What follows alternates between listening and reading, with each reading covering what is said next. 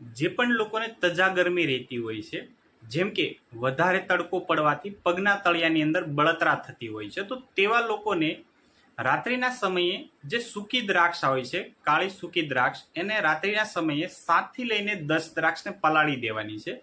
ત્યારબાદ સવારે નરણા કોઠે તેને સેવન કરવાનું છે. તો તમારી જે તજા ગરમી છે દૂર થાય છે. તમે બીજો નુસ્ખો પણ અપનાવી શકો છો. એની સાથે છે તમે કોથમરીનો પણ ઉપયોગ કરી શકો છો. જે લીલી કોથમરી છે તેને મિક્સરની અંદર પીસી દેવાની છે. એને પાણી સાથે સવારની અંદર લેવાથી પણ તમારી તજા ગરમી છે દૂર થઈ જાય છે. બીજી વસ્તુ છે, અથવા તમે આમળાનો પણ ઉપયોગ કરી શકો છો. આમળાની અંદર અથવા આમળાનું ચૂર્ણ પણ બનાવી શકો છો. આમળાનો રસ કાઢીને તેને પીવાથી પણ તમારી તજા ગરમી દૂર થાય છે, અથવા આમળાનું ચૂર્ણ લેવાથી પણ તમારી તજા ગરમી દૂર થઈ જાય. જે પણ લોકોને તજા ગરમી રહેતી હોય છે, જેમ કે